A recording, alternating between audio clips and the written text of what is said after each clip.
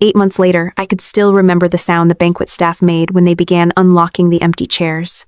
It was a soft, metallic click, almost polite, repeated around 6 tables reserved for my family. My mother would not answer her phone. My father had blocked my number.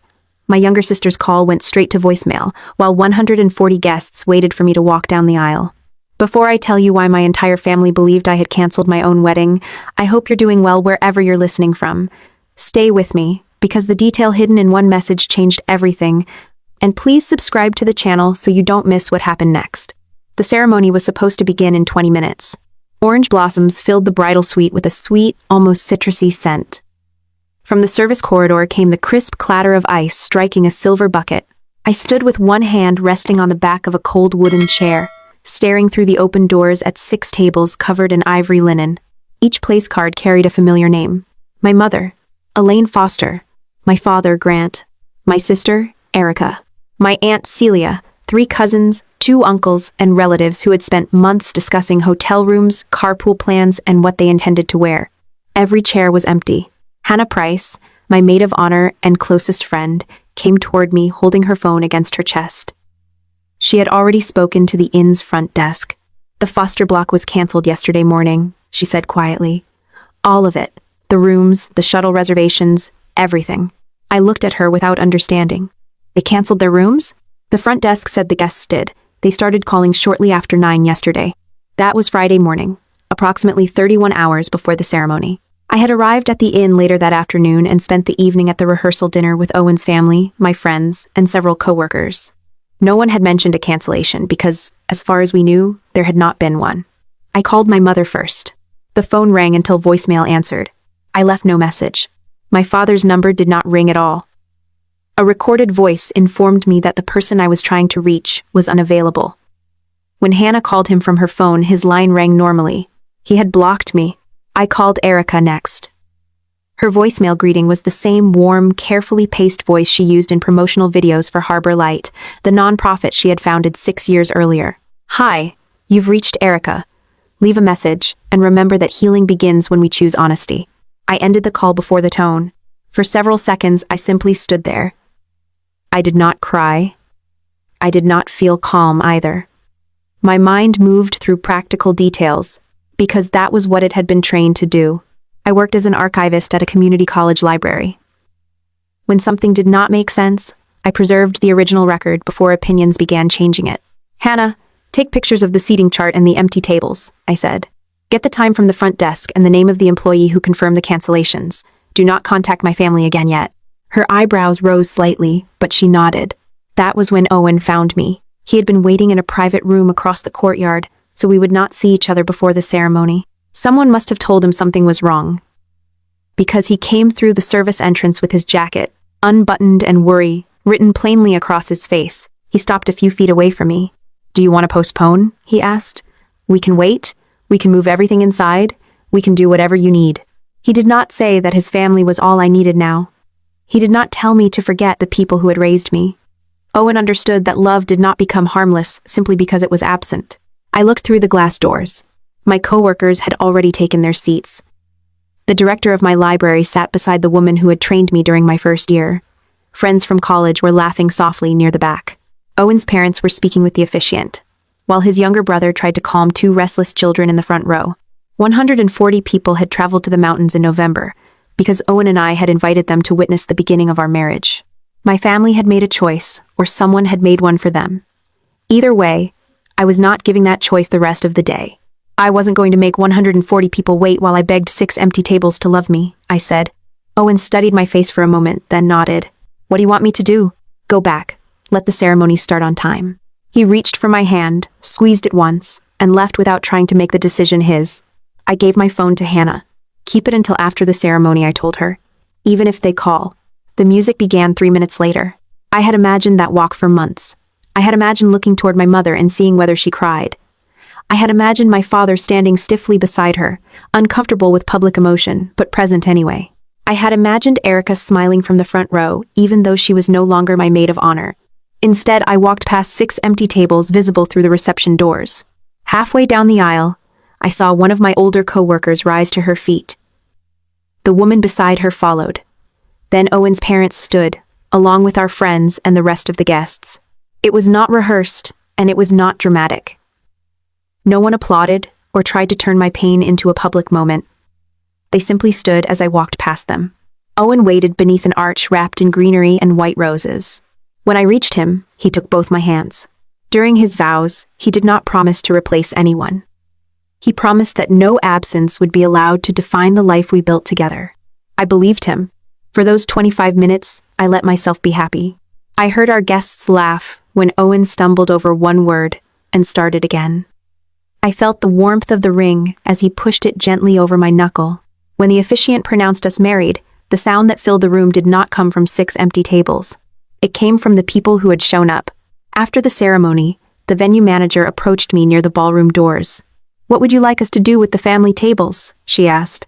I looked at the empty place settings, 6 floral centerpieces, dozens of unused glasses, chairs arranged for people who had decided they would rather believe a message than speak to me. "Remove 4 tables," I said. "Combine the other 2, and reseat anyone who would be more comfortable there. Some of my coworkers brought elderly relatives. Give them the extra space." The manager hesitated. "Are you sure?" "Yes." Within minutes, the staff began clearing plates and unlocking chairs. The room changed shape around us. The empty section became smaller, then disappeared into the rest of the reception. I did not pretend the absence no longer hurt. I simply refused to frame the entire evening around it. Owen and I took photographs by the stone terrace while the last autumn light settled over the mountains. I ate dinner. I danced with his father after mine failed to arrive. Hannah made a toast about the first time she saw Owen bring me coffee, without interrupting me while I was cataloging a damaged collection. Guests laughed, and for several hours the laughter did not feel stolen from me. Shortly after the ceremony, one of my coworkers posted an Instagram story. We had asked everyone not to share anything before the vows, because Owen and I wanted the ceremony private, but after that, we did not mind. The video showed us leaving the chapel while our guests stood on both sides of the path. It lasted 7 seconds. Those 7 seconds were what finally reached my Aunt Celia. Hannah returned my phone near the end of dinner. There were no missed calls from my parents or Erica.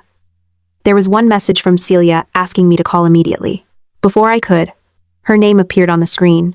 I stepped into a quiet corridor outside the ballroom and answered. "Camille?" Her voice sounded breathless. "Where are you?" "At my wedding." There was a pause long enough for me to hear the music through the closed doors behind me. "Why did you cancel it?" she asked. "I didn't." Another pause followed, but this one felt different.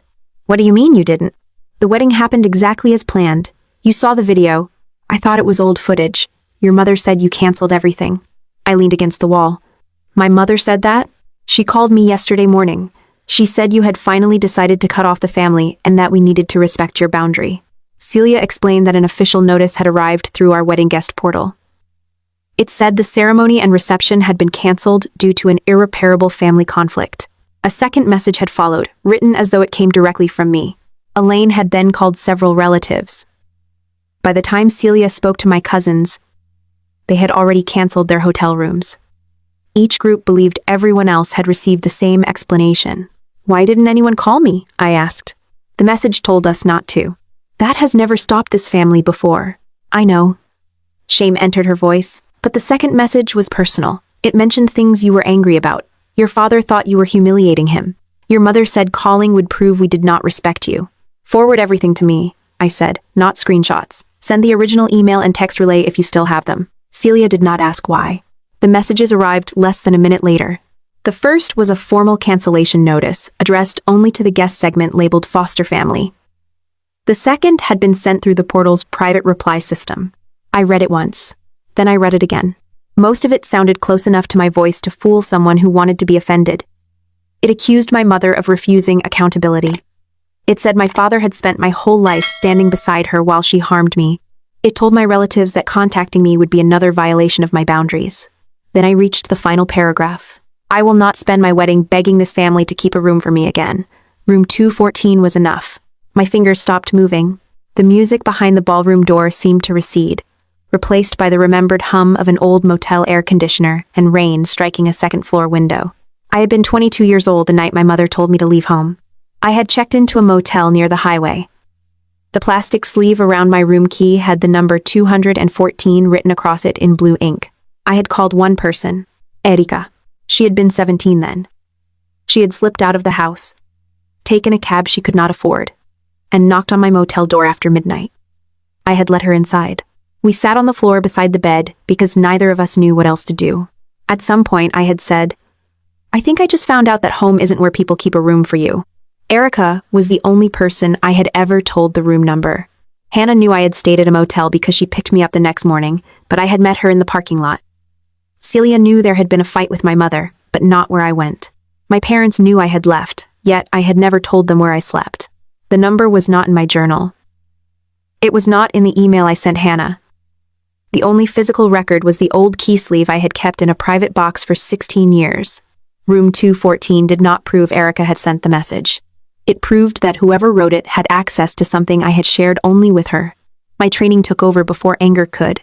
I downloaded the original email, exported the header, saved the text relay, and forwarded copies to a private archive Owen and I used for important records. I asked Celia not to delete anything and not to contact the rest of the family yet. Then I opened the wedding portal. The primary dashboard did not show device details or an IP address. It showed only a summary of recent account activity. At 9:07 on Friday morning, a co-host credential had accessed the Foster Family guest segment. At 9:12, the cancellation notice had been created. At 9:19, the first personalized message had been sent. I had created only one co-host account. 3 months earlier, when Erica was still supposed to be my maid of honor, I had given her access so she could help manage family RSVPs. After I replaced her with Hannah, I changed her editing permissions but failed to remove the credential entirely. At the bottom of the activity page, beside the timestamp that had emptied 6 tables at my wedding, was the name attached to that account. Erica Foster. By the time Owen and I reached our hotel room, it was almost midnight. My wedding dress felt heavier than it had that morning, and the pins in my hair had started pulling at my scalp. I carried my shoes in one hand and my phone in the other. Owen closed the door behind us and loosened his tie. "We should call her now," he said, "before she has time to delete anything. We don't know what she can delete. We know her account sent the messages. We know her account was used." He looked at me as though the distinction did not matter. To me, it mattered completely. An account name was not the same as proof of who had touched the keyboard. Room 214 told me Erica was involved, but I was not going to accuse her publicly before I understood how much she had done and what records still existed. I sat at the small desk near the window and opened the wedding portal. First, I changed the primary password. Second, I removed every remaining co-host permission. Third, I submitted a written request asking the provider to preserve all server logs, message history, account changes, and access records connected to the Foster Family guest segment. I saved a copy of the request with the exact time it was sent. "That's enough for tonight," I said. Owen looked at the screen. "You're stopping?" "I'm preserving the door before we search the house." He exhaled through his nose, still angry, but he closed the laptop. We did not spend our wedding night building a case against my sister. We ate the slices of cake the venue had packed for us. Owen opened the small gift Hannah had hidden in his suitcase, a framed photograph from the afternoon he proposed. I removed 23 pins from my hair while he counted them and claimed the stylist had used enough metal to reinforce a bridge. For nearly an hour, we were simply married. The next morning, I woke before Owen and lay still beneath the white hotel sheets, listening to the heater click on and off. The message from Celia returned to me one line at a time. Room 214 was enough. I had not thought about that room in years. In September of 2009, I was 22 and saving for graduate school. My grandmother had died the year before and left me a payable on death savings account containing a little over $18,000. It was not a fortune. It was enough to cover tuition, books, and part of my living expenses if I remained careful. The money belonged to me. There was no probate dispute and no family trust my mother controlled. Elaine could not legally take it. She could only make refusing her feel like betrayal. Erica was 17 then, and preparing to begin college the following year. My parents had underestimated tuition, and Elaine decided the simplest solution was for me to withdraw my grandmother's money and give most of it to Erica. She presented the idea during dinner as though the decision had already been made. "You can take classes later," she told me. "Erica has one chance to start properly. I have one chance to start properly too. You're older. You know how to survive disappointment." Grant kept cutting the chicken on his plate. I asked whether they had considered loans, scholarships, a less expensive school, or Erica working during the summer. Elaine said every option I offered proved I cared more about money than my sister. When I still refused, she stood, walked to the hallway closet, and pulled out an old duffel bag. "If this family means so little to you," she said, You should stop using this house like it belongs to you. I looked at my father. He did not tell her to stop. He did not tell me to stay. I packed enough clothes for several days and drove until I found a roadside motel near the highway. The neon sign outside flickered between red and darkness. The clerk pushed a plastic key card across the counter inside a paper sleeve marked 214 inches blue ink. The room smelled faintly of bleach and old carpet. The air conditioner rattled beneath the window. I sat on the edge of the bed with my duffel at my feet and tried to decide who I could call without having to explain why my own mother had thrown me out over money she had never owned. I called Erica. She answered in a whisper. What happened? Mom told me to leave. Because of the college money? I said yes. Erica was quiet for several seconds. Then she asked where I was. I told her the motel name and room number. She took a cab without telling our parents. Nearly an hour later, someone knocked softly on my door. Erica stood in the hallway wearing pajama pants beneath a long coat. She had brought 2 bottles of water, a packet of crackers, and $37 she had taken from a jar in her closet. She sat with me on the floor beside the bed. For a few hours, she was not the favored daughter, or the reason my mother wanted my savings. She was simply my little sister, frightened by what our family had become. At some point, I told her, I think I just found out home isn't where people keep a room for you. She leaned her head against my shoulder. I'll always keep one for you, she said. That promise had stayed with me longer than the room itself. The next morning, Erica left before sunrise. Hannah picked me up in the parking lot after I emailed her that I had spent the night at a motel near the highway. I never gave Hannah the room number. I never wrote it in that email, in my journal, or in the letter I later drafted for therapy. The only physical record I kept was the paper key sleeve. I had placed it in a private box with my grandmother's bank letter and several school documents. It had moved with me through 4 apartments and into the home Owen and I shared. Erica was the only person I had ever told. When Owen woke, I explained everything. He sat on the edge of the bed, listening without interrupting. She promised she would always keep a room for you, he said when I finished. Yes. And then she used the number to empty your wedding. I looked toward the closed laptop. That's what I need to prove. Hannah joined us by video call an hour later. I wanted a witness to the conversation with Erica, but I did not want to record it secretly. I put the phone on speaker and told both of them to take notes. Erica answered on the 4th ring. Camille, she said, sounding exhausted. Thank God. I've been trying to understand what happened. You had all night to call me. I was advised not to contact you until we knew whether the portal had been compromised. Advised by whom? My team. It was the kind of answer Erica gave when she wanted an ordinary decision to sound institutional. The co-host account was yours, I said. An account can be hacked. The provider says there was no password reset. That doesn't mean someone couldn't have accessed it. I did not argue. Who knew about room 214? The silence lasted 2 seconds too long. Then Erica said, You told people about the motel. I told Hannah I stayed at a motel. Who knew the room number? I don't know, Camille. You talked about that night for years. No, I didn't. You may not remember every person you told. I remember that. Her voice softened. You were under enormous stress yesterday. Is it possible you wrote something, scheduled it, and forgot? Owen's hand closed around the edge of the desk. I kept my voice level. Are you suggesting I canceled my own wedding, personalized messages to my relatives, and erased my memory of doing it? I'm saying trauma can affect recall. There it was. Erica had spent years learning how to use therapeutic language as a shield.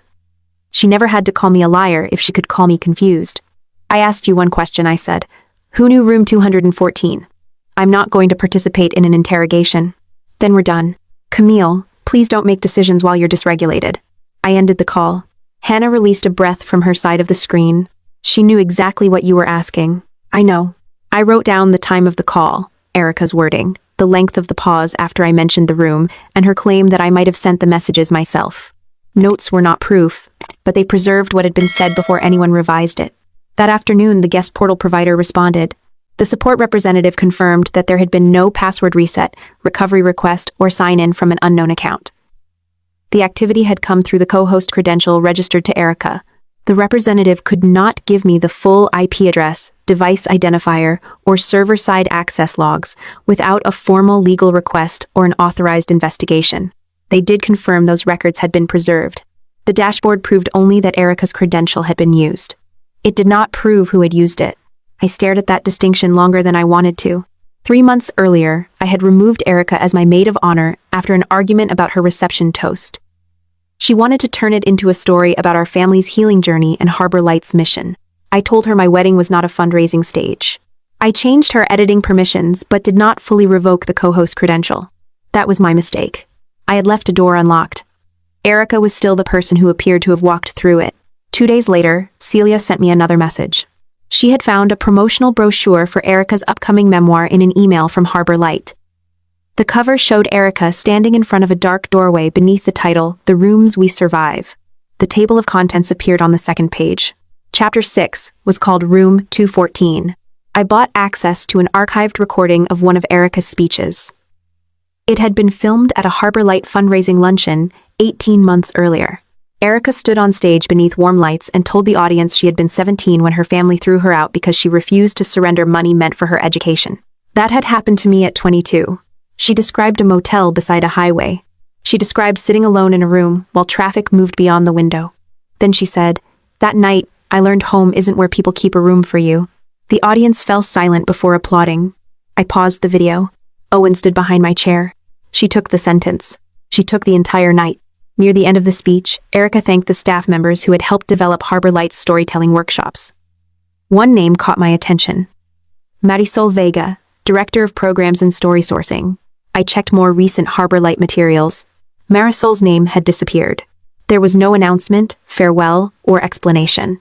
During the same speech, Erica praised herself for helping Elaine and Grant keep their home when the mortgage became difficult. It explained one part of my father's silence that I had not fully understood. Erica was not only the family success story. She had made my parents financially dependent on that success. Celia later forwarded the proposal Erica's publisher had circulated to selected donors. It described room 214 inches more detail. In Erica's version, an older sister had stood beside their mother, accused Erica of being selfish, and refused to help her after she was expelled from the house. The older sister was never named. She did not need to be. Erica had not only placed herself in my motel room, she had moved me into the role of the person who had helped force her there. I continued reading. Several pages later, I found a sentence about surviving a family that treated boundaries as punishment. I knew the wording. I had written it in a letter during therapy years earlier. The letter had never been mailed, published, or posted online. I had printed one copy and left it inside a folder at my parents' house after Elaine demanded to know what I was telling my therapist. She had read it. I had seen the pages in her hand. Room 214 connected Erica to the message that emptied my family's tables. The letter connected someone else to the life Erica had built from my words. My mother had been the only person, besides me, who ever possessed a copy. I returned to work the following Monday because staying home would not have made the evidence clearer.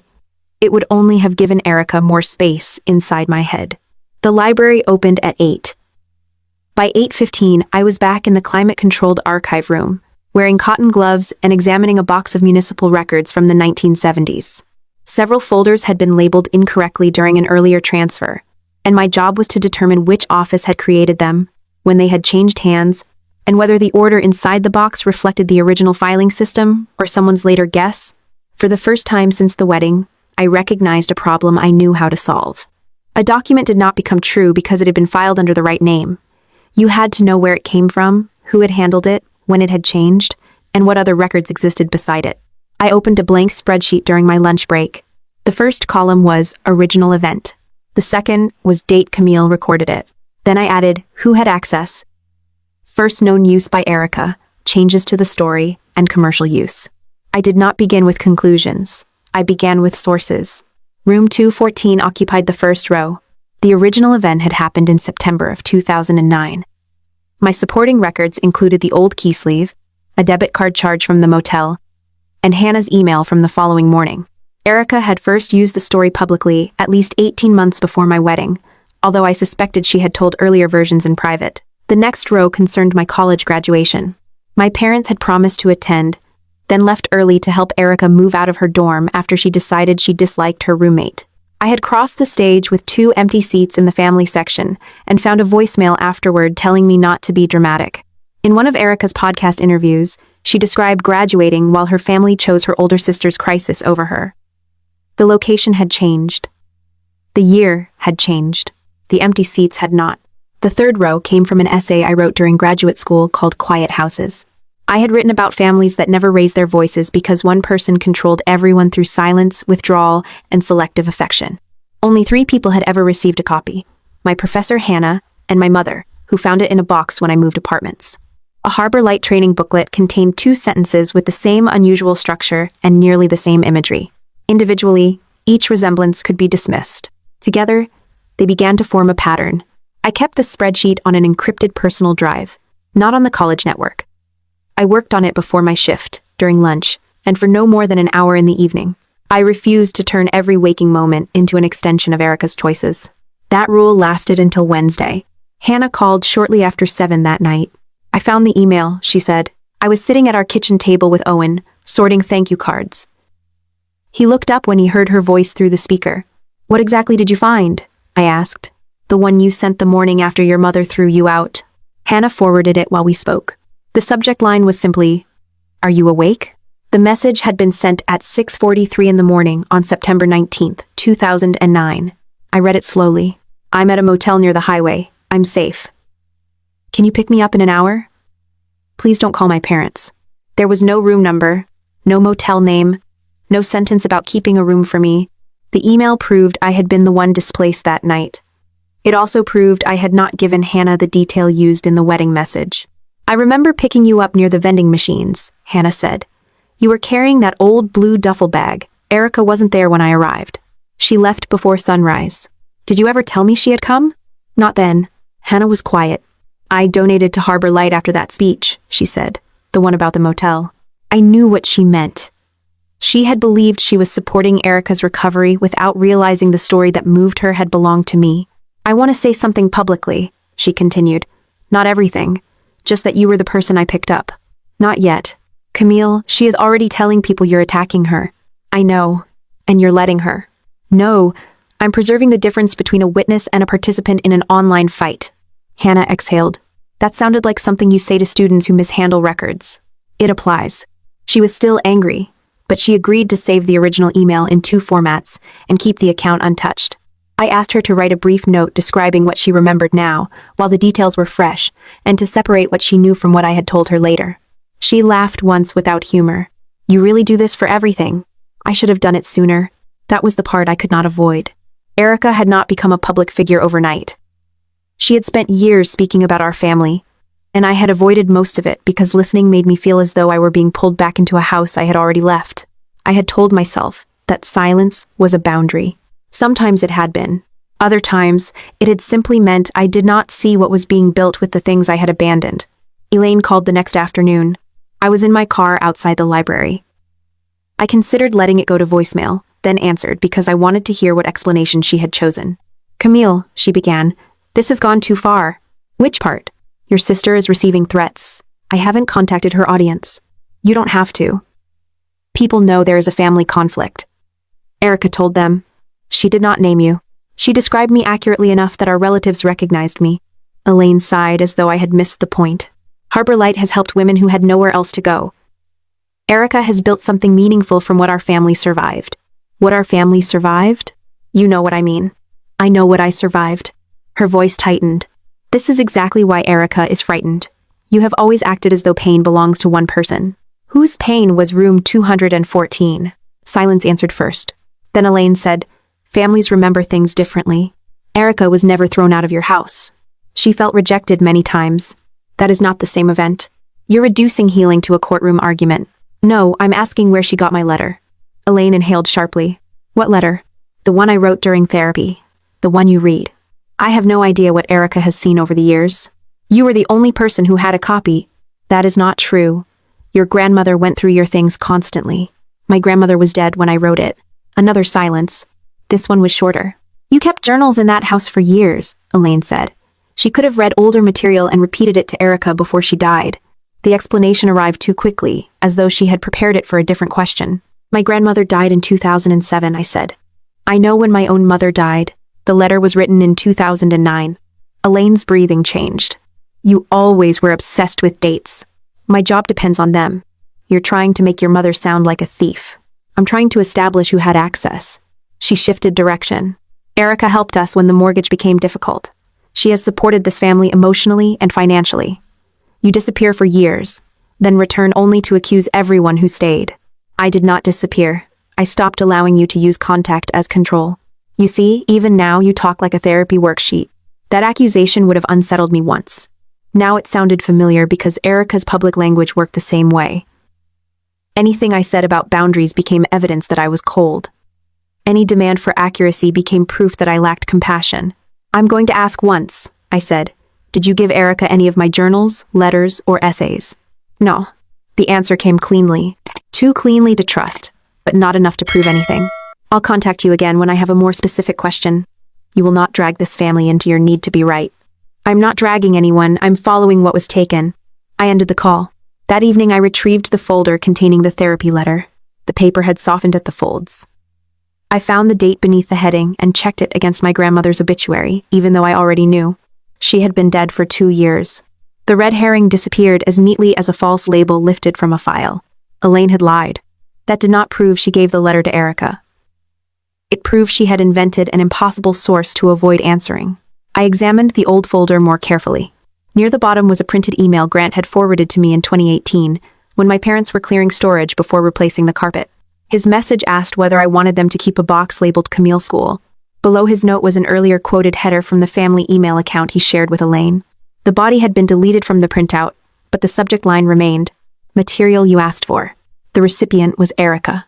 The date was 4 years earlier. No attachment appeared in the printout. The quoted header did not tell me what had been sent, it gave me only a path. Grant still used that household account. Elaine did too. I did not know whether old sent messages had been retained, deleted, archived, or backed up. I also did not have the right to access the account without permission. I added the subject line to my spreadsheet and marked it, unverified. Owen came home while I was staring at it. "You found something."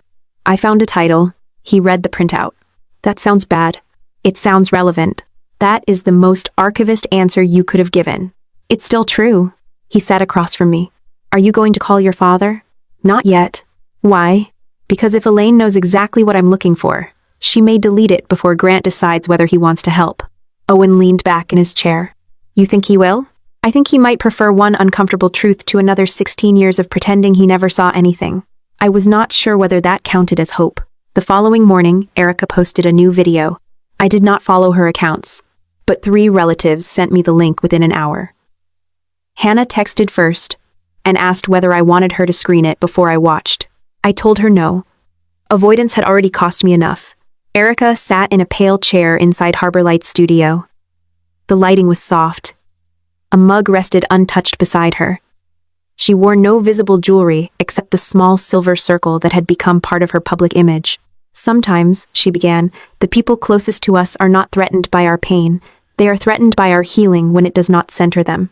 She did not say my name. She spoke about a family member who had spent years withholding affection, then returned when Erica's story became valuable. She said Harbor Light would not be distracted from serving women in crisis. The comments filled rapidly.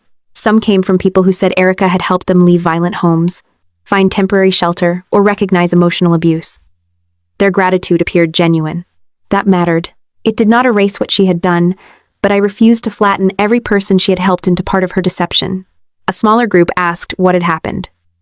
Several accused the unnamed family member of jealousy. One commenter wrote that abusers often become obsessed with technical accuracy to avoid emotional truth. Owen read that line over my shoulder. "Now I want to post." "No. She is describing you. She wants me to respond before I have the source trail. She is winning the first version of the story."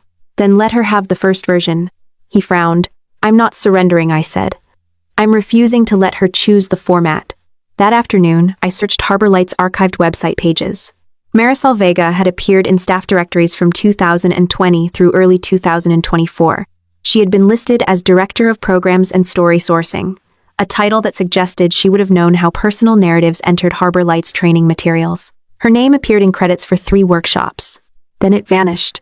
There was no farewell announcement, no staff transition notice, and no mention of her in the annual report that followed. A later version of one workshop removed the story sourcing credit entirely. I found an old professional email address for Marisol through a conference program. I drafted a message that contained no accusation. "My name is Camille Foster. I am trying to clarify the source history of several personal narratives previously used in Harbor Light materials. Your name appears in archived credits connected to story sourcing. If you are willing to speak, I would appreciate hearing from you. I understand if you prefer not to respond." I read it twice, then sent it. No reply arrived that day. By Friday evening, my spreadsheet contained 11 rows. Some were strong, some were only questions. None explained how much Elaine had given Erica, or why Grant had allowed it to continue. I was closing my laptop when my father called. His number appeared on the screen for the first time since the wedding. I answered without greeting. Grant sounded older than he had 2 weeks earlier. I looked at the family email, he said. I waited. The message you asked about is still in the sent folder. What was attached? There was a rustle of paper, followed by a long breath. Your mother sent Erica a PDF, he said. It has your therapy letter, pages from your journal, and the essay about quiet houses. My hand tightened around the phone. Do not forward it yet, I said. Do not delete anything. Take screenshots showing the account, date, recipients, and attachment name. Then sign out. Camille, can you do that? Yes. I heard him move toward the computer. Before he ended the call, he said one more thing. The email is from Elaine, but Erica was the one who asked for the material. I did not go to my parents' house the moment Grant found the email. That would have been the old version of me, the one who rushed into a room already arranged by Elaine and then spent the entire conversation defending why I had entered it. Instead, I called my father back 10 minutes later. I'll come tomorrow at 11, I said. Owen is coming with me. There was a pause. Your mother doesn't want him involved. Then I won't come. This is family business. It became Owen's business when someone used my wedding account to empty 6 tables at our reception. Grant lowered his voice. Camille, please don't make this harder. I'm not making it harder. I'm telling you the conditions. I listed them clearly. The meeting would happen during the day. Owen would remain with me. Grant would log into the household email account himself. No one would delete, forward, rename, or print anything before I arrived. I would collect any journals, letters, school papers, or personal boxes that belonged to me. We were not coming for mediation. We were not coming to repair the family. We were coming for records. Grant agreed. Elaine called less than 5 minutes later. You're bringing your husband into this house to inspect us? I'm bringing my husband because you already lied to me. I did not lie. You said Grandma might have shared a letter written 2 years after she died. That was a mistake. I was upset. You were specific. You always assume the worst possible motive. I'll be there at 11. Camille, if you walk into this house treating your own mother like a criminal, I am not the police. I'm collecting what belongs to me. I ended the call before she could turn my boundary into another accusation. Owen drove the next morning. Raleigh was a little under 4 hours from our house, and traffic thickened as we approached the city. I watched bare trees and highway exits pass outside the window, while Owen kept both hands on the steering wheel. You don't have to say anything in there, I told him. I know. And if my mother tries to make you choose between supporting me and respecting her, I know that too. I looked at him. He gave me a brief smile. You married an engineer, Camille. We do understand instructions. The house looked almost exactly as it had when I left it years earlier. The shutters had been repainted, and the oak near the driveway had grown wide enough to shade half the front yard, but the brass knocker still leaned slightly to the left. Elaine opened the door before we reached it. She did not greet Owen. Grant stood several feet behind her, wearing the gray sweater he usually saved for church or family photographs. His face looked tired. You said 11, Elaine said. I checked my watch. It's 10:59. Her mouth tightened. I stepped inside. The first thing I noticed was Erica. Not the person. Her image. A framed newspaper profile hung beside the staircase. A photograph of Erica receiving a civic award stood on the console table. Harbor Light brochures had been arranged in a silver holder where my mother once kept Christmas cards. My old bedroom was at the end of the second-floor hallway.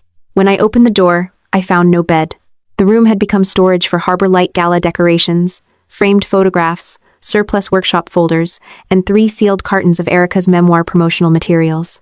A portrait of Erica rested against the wall where my desk had once stood. Owen stopped beside me. You okay? I'm documenting the room. I took several photographs. Elaine appeared behind us. You haven't lived here in 16 years. We needed the space. I didn't ask why you changed it. Then why are you taking pictures? Because some of my property was stored here.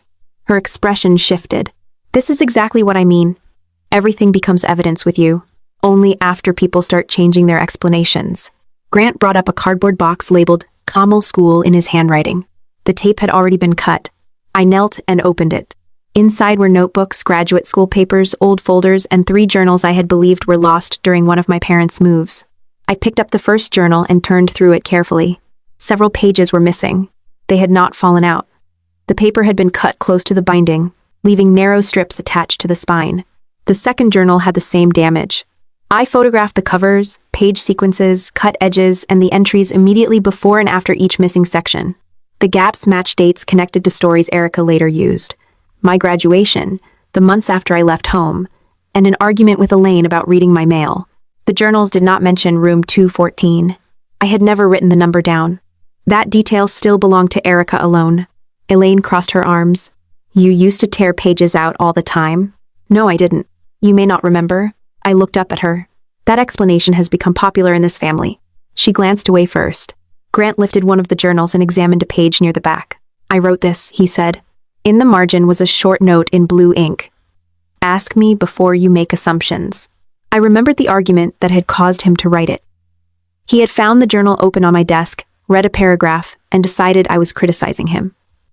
His note had been less an apology than an instruction. That was your handwriting, I said, which means the journal was still intact when you read it. He nodded slowly. Elaine moved toward the door. We should go downstairs. This is becoming theatrical. No, I said. We're going to the computer. The desktop sat in Grant's study beneath a shelf of tax binders and home repair receipts. The household email account had existed for nearly 20 years. Both my parents used it for bills, family notices, scanned documents, and correspondence with relatives. Grant sat at the desk. Elaine remained standing behind him. I don't consent to you searching my email, she said. I'm not touching it, I replied. Grant has access to the account and found a message sent from it. He is choosing to show me. It is my account too.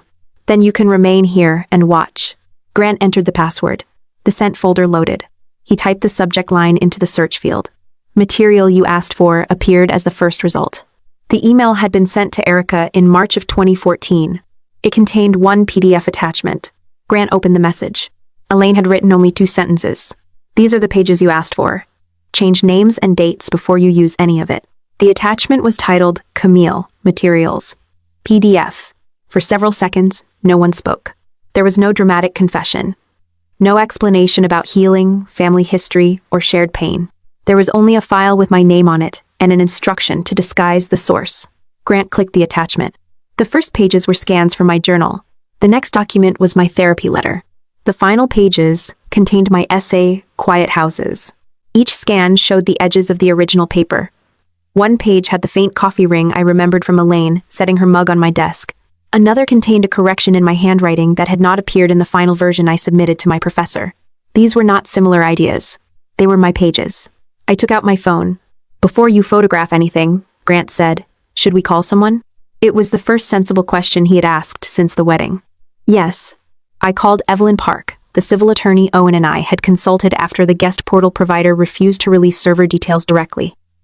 I explained where we were, who owned the account, and who had logged in. Evelyn told Grant to preserve the email in its native format. Take screenshots showing the sender, recipient, date, message body, and attachment name, and avoid forwarding the file until she could advise us on maintaining a clear chain. Grant followed her instructions. Elaine watched him with growing disbelief. You're helping her build a case against your own daughter. Grant did not turn around. They're both my daughters. Only one of them has spent years keeping this house afloat. There it was again. The mortgage. Erica had transformed financial help into immunity, and my parents had accepted the exchange. I looked at Elaine. Did Erica ask for specific pages? She wanted examples of family conflict. Did she tell you she planned to present them as her life? She said she was developing composite stories. Then why tell her to change names and dates? Because people deserve privacy. I almost laughed. You protected our privacy by scanning my journal without permission? You had left those boxes here. That did not make the contents yours. You were not using them. The words were nearly identical to Erica's argument. Unused pain, unused writing, unused memories. Anything I chose not to display became available for someone else to claim. Grant completed the screenshots. I asked him to save the original email without changing the file name or folder. Evelyn would arrange a secure copy later. Then I turned back to Elaine. Did you send her anything else? I don't remember. Did you remove pages from the journals? I said I don't remember. Did Erica ask you about room 214? Elaine's eyes narrowed. I had never heard that number until you started accusing everyone. That answer was possible. Unlike the other material, the number had not been in the scans. I did not need Elaine to know it. Erica already did. What about the wedding? I asked. Did you know she still had access to the guest portal? No. Did you help write the messages? No. Did you know the wedding had not been cancelled? Elaine hesitated.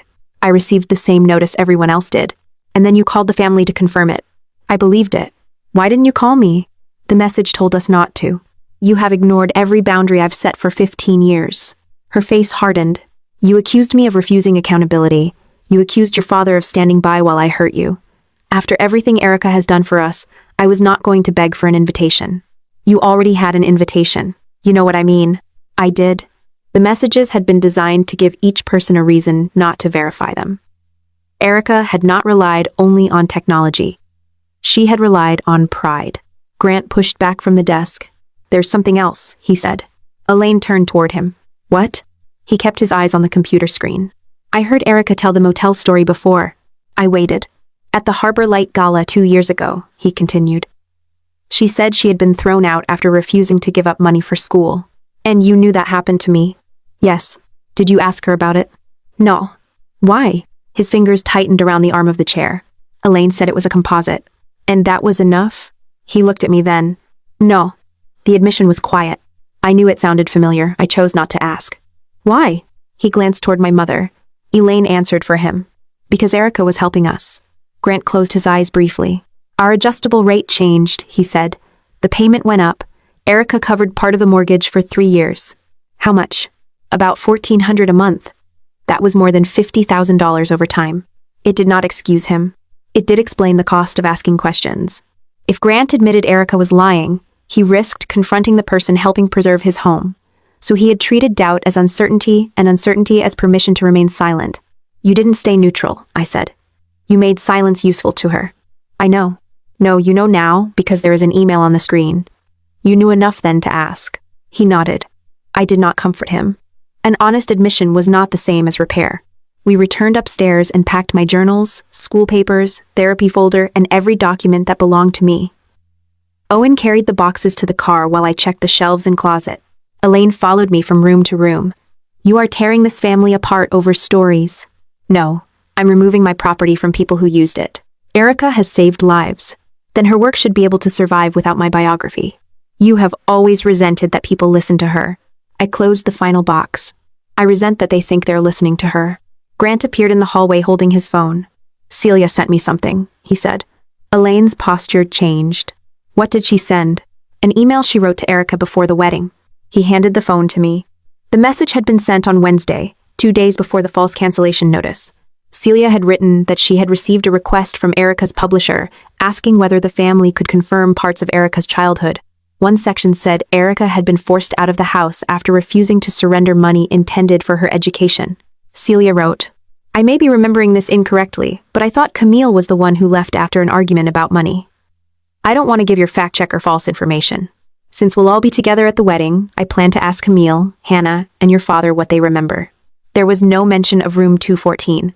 Celia had never known the number, but she had known enough to threaten the larger lie. Below her message was a forwarding header. Elaine had sent Celia's email to Erica less than 20 minutes after receiving it. The false cancellation notice had been created the following morning. I looked at my mother. You warned her. Elaine shook her head. I forwarded a family email. You told Erica exactly which people would compare what they knew at my wedding. I did not tell her to cancel anything. That might have been true. Elaine did not have to design the sabotage to make it possible. She had supplied the private material, protected the public story, and warned Erica when the separate witnesses were about to stand in the same room. Grant took the phone back. I didn't know Elaine forwarded it, he said. I believed him. That did not make him innocent of everything else. Owen returned from the car and stopped when he saw my face. What happened? I took a photograph of the forwarding header and sent it to Evelyn. Then I looked around the hallway where I had once measured my height against the doorframe and waited for my parents to tell me I belonged there. Erica didn't empty those tables because she was angry about my wedding, I said. She emptied them because the wedding was going to put every person who knew a piece of the truth in the same room. By the time Owen and I left my parents' house, I no longer believed the empty tables had been the point. They had been the method. The point had been to keep certain people apart long enough for Erica's version of the past to survive another round of scrutiny. I spent the drive home listing the people who had been expected at the wedding. Celia remembered that I had been the daughter forced out after the argument over money. Hannah had the email I sent from a motel the following morning. Grant knew Erica had never been expelled from the house, even if he had chosen not to challenge her story. Elaine knew where Erica's source material had come from. I knew the name of the motel, the room number, and the sentence Erica had repeated on stage. None of us held the entire truth alone. Together, we could have compared enough details to expose the lie before the publisher completed its verification process. That was what Erica had prevented. She had not needed to convince my family that the wedding no longer existed. She only needed to make them angry enough, ashamed enough, or proud enough not to confirm it. When we reached home, I called Celia. "I need every version of the message you can find," I told her, "not just yours." "What do you mean, every version?" "The message you received accused you of staying quiet when my mother hurt me. My father's version accused him of standing beside her. I want to know what everyone else was told." Celia did not defend herself. "I'll ask. Do not tell them Erica sent it. Ask them to forward the original message because the wedding portal is being reviewed."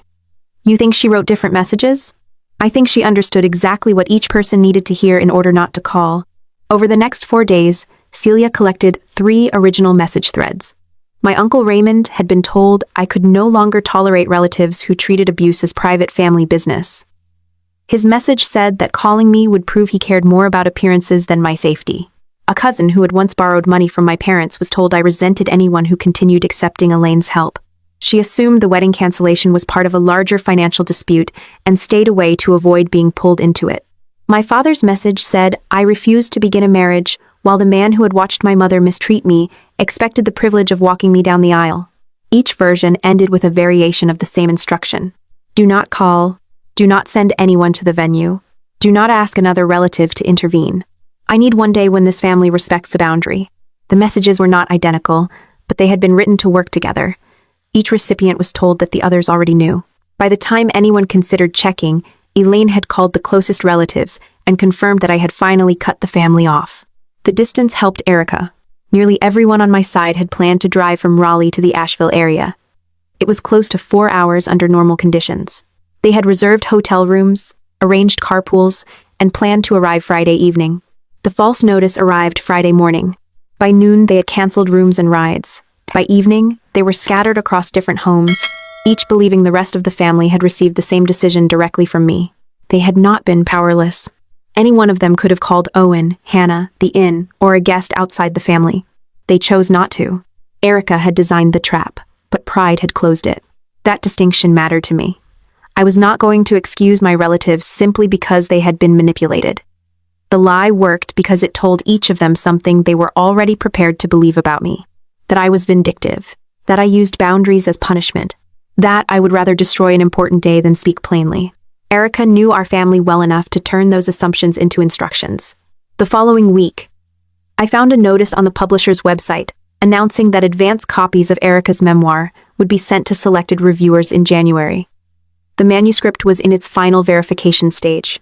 Harbor Light had also scheduled a spring training campaign called The Rooms We Survive.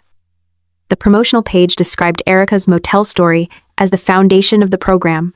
Her lie was no longer contained inside speeches and podcasts. It was being converted into a book, a training product, and a record that other people would cite as fact. Owen read the notice over my shoulder. How long until it becomes harder to stop? It's already harder than it would have been 2 years ago. That wasn't what I asked. I closed the browser. If the publisher signs off on the verification and Harbor Light distributes the program, every correction becomes more complicated. More contracts, more copies, more people repeating it. Then what are you waiting for? I want to give her one opportunity to correct it without forcing me to expose more of my own writing. Owen leaned against the kitchen counter.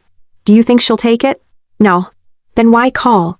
Because I need to know I gave her a choice before I move this outside the family. I had already spoken with Evelyn Park twice. She advised me not to record the call secretly, even though North Carolina law would have allowed a participant to consent on her own behalf. We did not need a recording if the call produced nothing useful, and I did not want the argument to become about how the words were captured. Evelyn joined from her office and identified herself at the beginning. Erica answered immediately.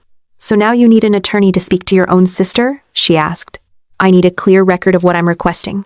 This is intimidation. No, Evelyn said. This is an opportunity to resolve specific concerns before a formal complaint is submitted. Erica went quiet. I kept my list in front of me. You need to remove the copied passages from the manuscript and Harbor Light materials, I said. You need to return or destroy the scans Mom sent you. You need to correct the source of the motel story with the publisher and the foundation. You also need to tell the family that I did not cancel my wedding. You're combining unrelated issues. They are connected by the same source. You have no right to control how I describe our childhood. I'm not asking you to stop describing your childhood. I'm asking you to stop using my writing and presenting my experiences as yours. Memory is not property. My letters are. Erica let out a small, tired laugh. This is what you always do. You reduce everything human to ownership and dates. You signed a grant application calling the motel story your lived experience. You haven't seen any grant application. Then correcting the source should not be difficult. Her silence told me I had touched something she did not expect me to know. When she spoke again, her voice had changed. The warmth was gone. You left those stories in boxes for years. They were mine to leave there. You did nothing with them. I lived through them. And then what? You hid them because privacy made you feel morally superior. Evelyn started to speak, but I raised a hand even though Erica could not see me. Are you saying you had the right to use them because I chose not to publish them? I am saying pain can either rot in private or become useful. To whom? To women who needed to hear it. That does not make it yours. You buried it, she said. I gave it a purpose. The sentence landed with more clarity than a confession. Erica did not believe she had stolen from me. She believed my refusal to commercialize my life had left the material abandoned. In her mind, transforming it into influence had given her a greater claim than surviving it had given me. Did you use your wedding portal account to send the cancellation messages? I asked. I'm not answering accusations created by your need for revenge. Did you send them? This conversation is over. Then I'll submit the complaint. Her voice sharpened. If you damage Harbor Light, you are not hurting me. You are hurting women who depend on us. Keeping the programs alive is the board's responsibility. Keeping your story intact is not mine. You have no idea what it takes to build something that matters. I know what it takes to build it from your own materials. Erica disconnected. For several seconds, no one spoke. Then Evelyn said, "Write down your recollection now, separately from mine." I did. I recorded the time, the participants, and the exact phrases I remembered. Evelyn prepared her own contemporaneous notes. Neither set of notes proved Erica had sent the wedding messages, but the call established that she knew my material had been left in private boxes, and believed turning it into public work justified her use. The next step was not a lawsuit. It was a complaint to Harbor Light's board. Evelyn helped me keep the scope narrow. We did not send my full journals. We did not describe every family injury. We did not demand that Erica be fired before anyone reviewed the evidence. The complaint addressed 4 issues. First, Harbor Light materials contained passages substantially similar to my unpublished letter, journal entries, and graduate essay. Second, the motel story had been presented as Erica's lived experience in promotional and commercial materials. Third, a co-host credential registered to Erica had been used to send false cancellation notices and personalized messages through my wedding guest portal. Fourth, records connected to the source and use of those stories needed to be preserved before they could be changed or deleted. We attached only what was necessary. The email Elaine sent with the PDF.